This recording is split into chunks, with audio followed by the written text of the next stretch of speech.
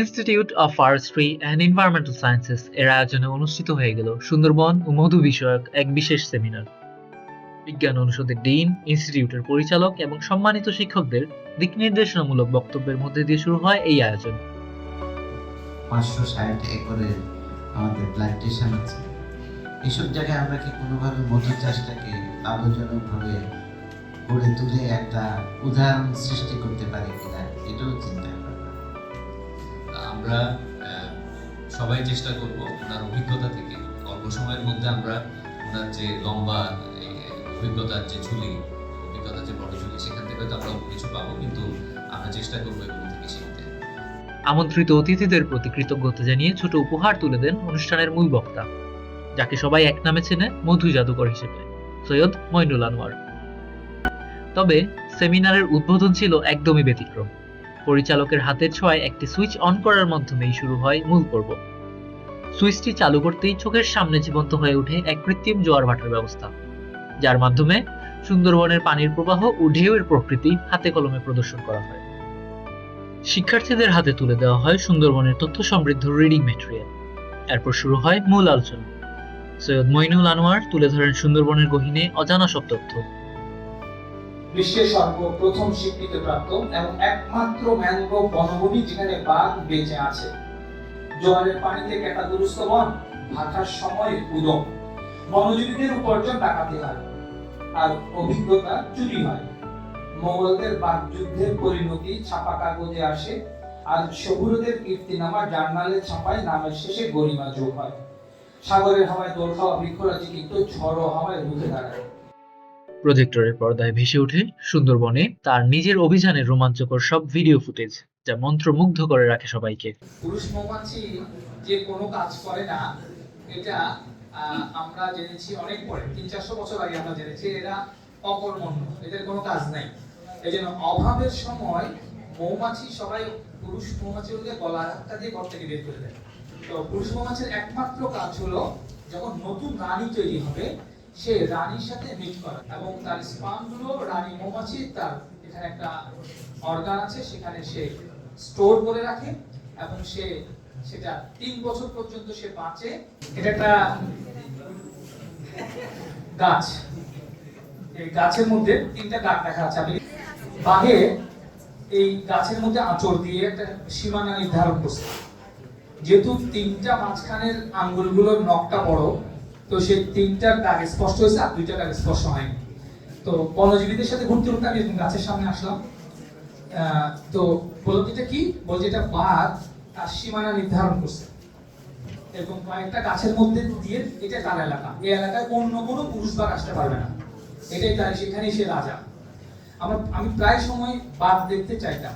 তা আমার যিনি ওখানকার মৌয়া, যার বাড়িতে আমি থাকি, যাকে আমি মধু কাটতে যাই, সে বললো যে আপনারা যে শহর থেকে এসে বাঘ দেখতে চান, এটার উদাহরণ হলো এরকম যে কেউ একজন এলাকায় থাকে, শহরে থাকে, সে ডাকাত দেখতে চাচ্ছে। ডাকাত দেখতে চাওয়ার তো খুব মজার বিষয় না। কোনো কারণে যদি ডাকাতের সাথে দেখাও হয়, সেটা তো সুখকর কোনো ব্যাপার না। হ্যাঁ, ওই যে বাঘ আসলে দেখার মতো জিনিস না, বাঘ হলো একটা ভয়ঙ্কর জিনিস। আমরা প্রতিদিন দোয়া দরুদ করি যেন বাঘের সাথে আমাদের দেখা না হয়। আমি 20 বছরে এখন পর্যন্ত বাঘের সাথে আমার দেখা হয়নি। তবে বাঘ একটু আগে পার হয়ে চলে গেছে, একটু আগে হেঁটে গেছে, এরকম টাটকা জায়গার মধ্যে আমার যাওয়ার সুযোগ হয়েছে। এরকম একটা জায়গার মধ্যে গিয়ে আমি দেখলাম যে ওখানে বাঘ হেঁটে গেছে, প্লাস্টার অফ প্যারিস সাথে করে নিয়ে গেছিলাম, নিয়ে এই বাঘের ছাপটা আমি তুলে নিয়ে আসি এবং এটার যে রিয়েল ছাপ যেটা মাটির মধ্যে, এটা তো উল্টাটা হয়েছে, এই রিয়েল ছাপটাও আমি কেটে ওটাকে মাটিটাকে শুকিয়ে আমি আমার জায়গায় সংরক্ষণ করে রেখেছি। আমাদের মাওলানা বাঘের পায়ের ছাপ দেখে বলে দিতে পারে এটা কি গতকাল গেছে না আজকে গেছে, কখন গেছে, এটা কি পুরুষ বাঘ না মহিলা বাঘ, এটা কি এই বাচ্চা বাঘ, এবং তারা কয়জন ছিল এবং ডিরেকশন কোন দিক থেকে কোন দিক গেছে, ওরা ওই জায়গাটা এড়িয়ে যাওয়ার জন্য চেষ্টা করে। তো আমাদেরকে চেষ্টা করতে হবে বাঘগুলো বাঁচিয়ে রাখার জন্য। বাঘ বনের জন্য খুবই দরকারি একটা জিনিস। বাঘ আছে মানে বন আছে, বাঘ আছে মানে পুরো সিস্টেমটা ঠিক আছে। বাঘ চলে গেলে সিস্টেম নষ্ট হয়ে যাবে। সুন্দরবনের মধু কাটতে গিয়ে সবচাইতে বেশি মানুষের রক্ত যায়। এটা রক্তের মূল্য দিয়ে মধুটা কিনতে হয়। মধু কাটাটা তার রক্তের সাথে মিশে গেছে। প্রতি বছর মধু কাটারে চৈত্র মাস আসলে তারা একটা দল গঠন করে একটা দল বানায়, একজন দলনেতা ঠিক করে তারা সরকার থেকে একটা পারমিশন নেয়, পারমিশন নিয়ে একদিন গ্রামের সবাইকে ডাকে, একটা মিলাদ করে, দোয়া করে, এরপর বনের মধ্যে রওনা হয়। একটা নৌকায় 6 জন লোক গেছে, 14 দিনের জন্য তারা মধু কাটতে পারবে, আবার এর ভিতরে চলে আসবে। প্রতি 14 দিনের জন্য একটা করে পাস দেওয়া হয় এবং এই মধু একটা অনুমান করে হিসাব করে 16% হিসেবে মধু এবং 22% হিসেবে মোমের জন্য ট্যাক্স নির্ধারণ করে ও গ্রিন ট্যাক্স তাদের থেকে বন বিভাগ নিয়ে ফেলে। নিয়ে তারপর তারা বনে যায় এবং বনে কাটার পর তাদের যে পরিমাণটা নির্ধারণ করা হয়েছিল, মনে করেন 8 জন লোক গেছে, 8 মণ মধু তারা কাটবে, 320 কেজি। দেখা গেল তারা 420 কেজি মধু কেটে নিয়ে আসছে। তো এটা নিয়ম আছে, ওই বাড়তি 100 কেজির টাকাটা বন বিভাগে জমা দিয়ে মধু নিয়ে তাদেরকে আসতে হবে। তাহলে এই বনের এই প্রান্তিক পর্যায়ের এই মানুষগুলো সরকারকে রাজস্ব দেয়। যখন তারা নৌকা থেকে নামে, তখন নেমে আশপাশের গাছ, শুকনা গাছ আর ভিজা গাছকে একসাথে একত্রিত করে একটা আটি বানায় এবং ওটাতে আগুন লাগিয়ে শুকনা কাঁচা দুটোটা থাকার কারণে ওখানে ধোঁয়া তৈরি হয়। সেই গাছ তারা কালীলতা এবং টাইগার ফার্ম, যেটা এটাকে বেশি ব্যবহার করে। এরপর তারা বনে প্রবেশ করে এবং বনে প্রবেশ করে তারা আকাশের দিকে তাকায়। সুন্দরবনে কেন বাঘের আক্রমণে সবচেয়ে বেশি মওয়াল মারা যায়, এটার কারণ বলছি। আকাশের দিকে কেন তাকায়? আকাশে তারা মৌমাছিকে ফলো করে, মৌমাছিকে দেখে, যদি কোনো মৌমাছি পায় ওটাকে তারা অনুসরণ করে। মৌমাছি যদি খুব দ্রুত বেগে উড়ে চলে যায় তাহলে একরকম ডিরেকশন, মৌমাছি যদি হেলে দুলে উড়ে তাহলে আরেক রকম ডিরেকশন। মৌমাছি যদি দ্রুত বেগে যায় তো মৌমাছির গতিপথে বিপরীত দিকে তারা যাওয়ার চেষ্টা করে। মৌমাছি যদি ভরা পেটে যায় হেলে দুলে, তাহলে মৌমাছির গতিপথ যেদিকে তার সেদিকে যাওয়ার চেষ্টা করে। কারণটা কি কেউ বলতে পারবেন? ভরা পেটে যাওয়া মানে হচ্ছে বাসায় ব্যাক করছে তার চাকরি, আর খালি পেটে যাওয়া মানে হচ্ছে বাসা থেকে সে ফুলের মধু সংগ্রহ করতে পারে। এরপর তারা যখন মৌমাছি খুঁজে পায় না, তখন তাদের কাছে মধু থাকে, মধু আর পানিকে মিশিয়ে তারা গাছের উপর উঠে গাছের পাতার মধ্যে ছিটাতে থাকে, ছিটায় অপেক্ষা করে। মধু যখন কোনো জায়গায় থাকে, কোনো না কোনোভাবে এই তথ্যটা মৌমাছির কাছে চলে যায়। তখন মৌমাছি ওই রসগুলো খাওয়ার জন্য আসে, এসে যখন ব্যাক করে তখন তারা বুঝে নেয় যে বাসাটা কোন দিকে আছে। এই জন্য তাদের প্রায় সময় আকাশের দিকে তাকিয়ে থাকতে হয়, উপরের দিকে তাকিয়ে থাকতে হয়। এবং তারা কোন 8 জনের একটা টিম যখন মৌমাছি ওখানে যায়, তো তখন তারা 10 ফিট দূরে একটা পুরো এলাকাকে কভার করে। আমার কথাটা বুঝেছেন আপনারা? আমরা একটা 1 কিলোমিটার এলাকা কভার করবো, কয়টা মৌচাক আছে, তা আমরা 20 ফিট দূরে করে 8 জন দাঁড়ালাম এবং আমরা একসাথে হাঁটা শুরু করবো এবং আমরা আকাশের দিকে তাকায় হাঁটতে থাকবো। দলের মধ্যে কোনো একজন যখন কোনো মৌচাক দেখে তখন একটা আওয়াজ করে, সেই আওয়াজে বাকিরা ওই জায়গাটায় চলে আসে। এসে তারা সাথে সাথে একটা আটি বানায় ধোঁয়া তৈরি করার জন্য। একজন হাড়ি নিয়ে দাঁড়ায়, ভাগ করা আছে দায়িত্ব, একজন গাছে উঠবে, একজন কাটবে, একজন হাড়ি নিবে, একজন নৌকায় রেখে আসবে। এভাবে তারা কাটতে এটাকে ছাতা বলে, একটা পুরো এলাকাকে আজকে কভার করে বিকেলবেলা তারা আবার চলে আসবে।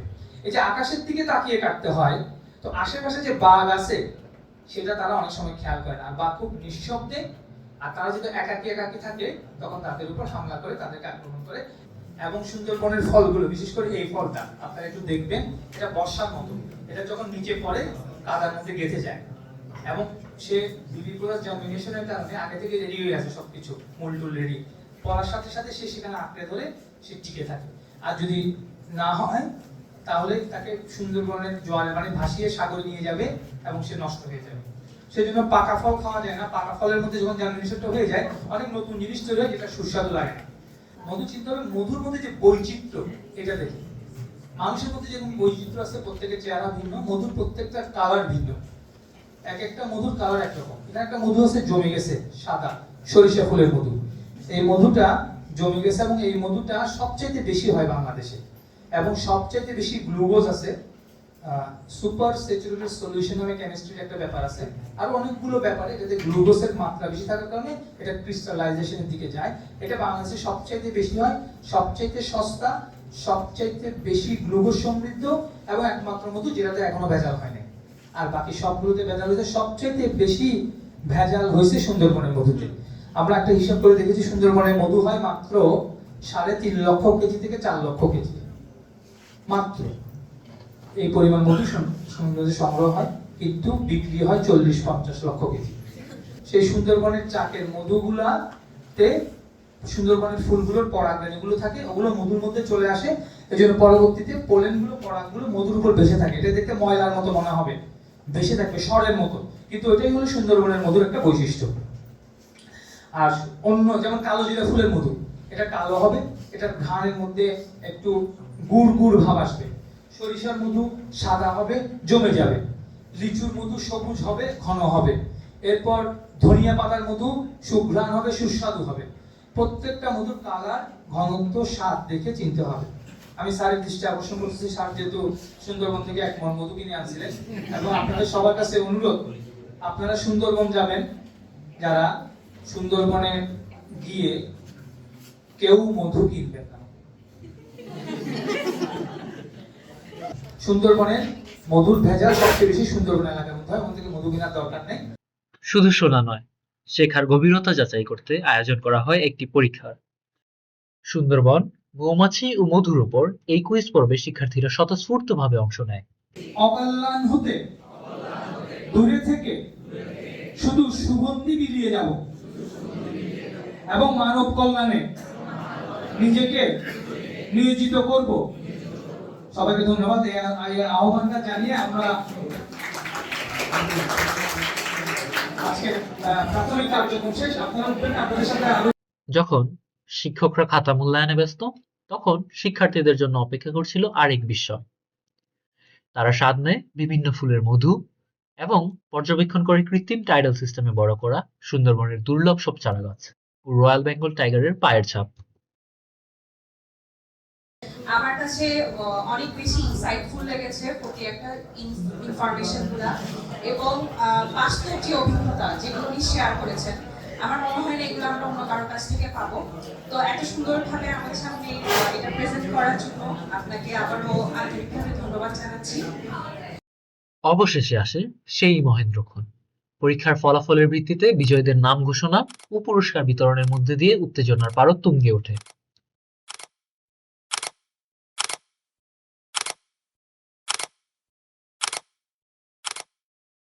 এখন ওই আজকে পুরস্কার পান না, কে একটু হাত তুলেন তো আবার।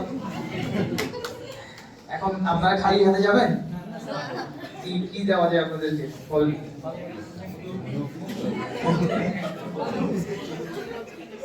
মধুর অনুষ্ঠান, মধু ছাড়া গেলে তো হবে না।